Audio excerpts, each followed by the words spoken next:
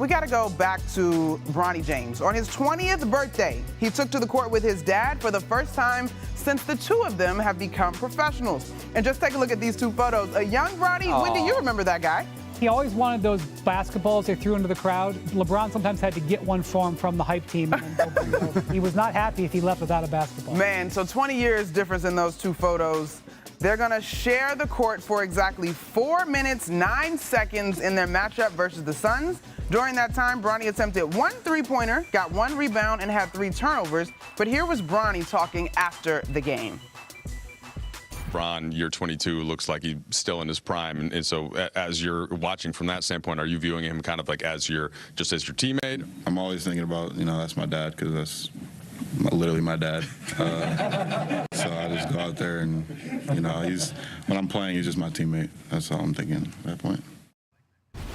It's literally my dad. It's not like my dad. It's my dad. LeBron is famous for holding Halloween parties, inviting all of his teammates. I think Bronny should dress up as his dad for Halloween.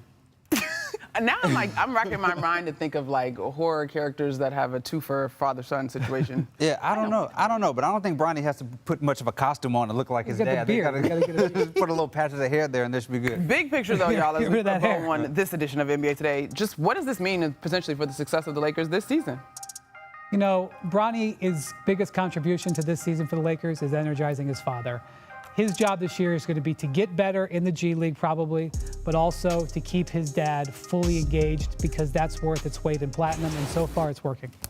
Yeah, absolutely. This is about what it means for LeBron and his legacy and an incredible, moment between those two. It's time for a little bit of a game. Let's play Chop It or Drop It. Just in case you haven't played before, we're going to rattle off a topic. You'll decide whether you want to chop it, which means we'll rap about it, or drop it, which means we're moving on to the next topic. Y'all good?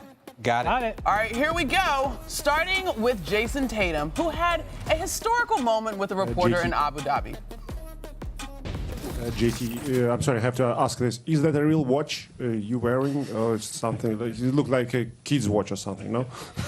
Got that fake one on? All right, the real question is the next one. Could you share your thoughts about your... That was crazy. Huh? You got that fake watch on? That was crazy. What was crazier is me saying historical. I meant hysterical. My bad. Are we chopping it or dropping it, guys? We're going to chop it. Okay. Tatum has a $300 million contract. Nothing he's wearing is fake. I have a theory on that. We all have heard our good media buddy Chad Ochocinco on whether things need to be real or not because you're wealthy. Yeah, I'm going to go with real. Okay, fair enough.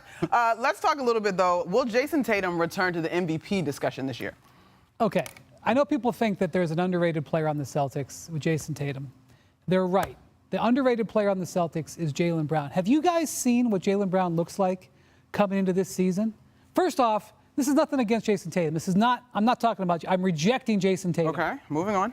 Jaylen Brown, I don't know if you remember, he was MVP of the Eastern Conference Finals. Mm-hmm. He was MVP of the NBA Finals. Mm-hmm. Yet he somehow feels slighted, which is hard to do when you win the championship and win all those trophies. Not somehow. It's Olympic team, right? Yeah. I guess. Yeah. I mean, whatever. He looks like he's in great shape. If you're looking for a guy who could make a run at the MVP from the Celtics, yeah, he should be on the list. But what about Jaylen Brown?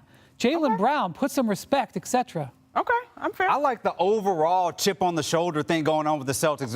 When you think about disrespected teams after a championship, I'll go back to that Warriors team after their first championship, and they're saying everybody was hurt. Steph said sorry for who we played. They came back and went 73-9 because they were so upset. Yeah. They lost in the finals. But I'm not saying this team's going to go 73-9, but I'm saying that this team is playing with as much, want to prove more people wrong than I've seen from an NBA champion in a long time. Put up 130 yesterday. Yeah.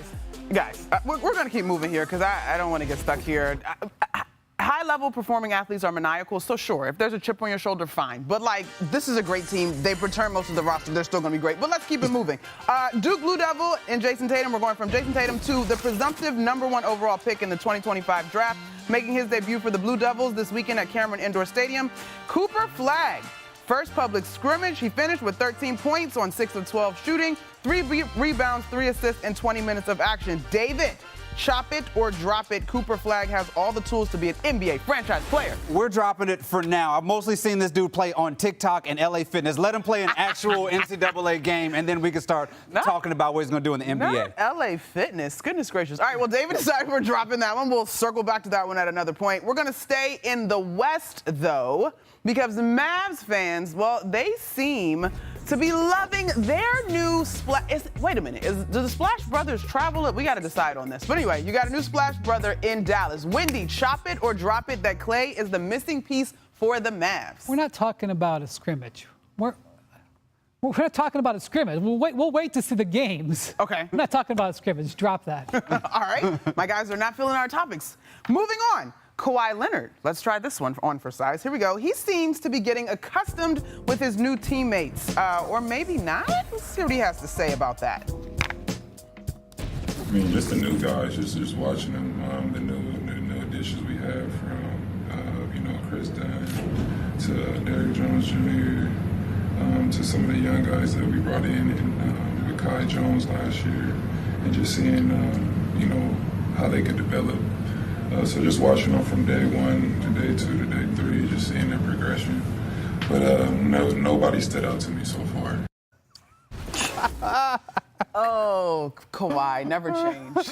I am absolutely chopping this. This is absolute Kawhi hilarity. Okay, we're not chopping that his teammates didn't stand out to him. The question is, are the Clippers going to be a playoffs play-in or play-out team? They're going to be a play-out team. The Clippers are going to be a play-out team. But first of all, Kawhi named the guys by name, said each of their names, then said names. None of them have impressed me whatsoever. But this team is a play-out team. I'm worried about his health, them not having Paul George, being so reliant on James Harden. They're going to be out the playoffs. Honestly, it wasn't what he was trying to do. It was sort of a figure of speech. He was trying to answer one question with answered another. No big deal, but it was funny.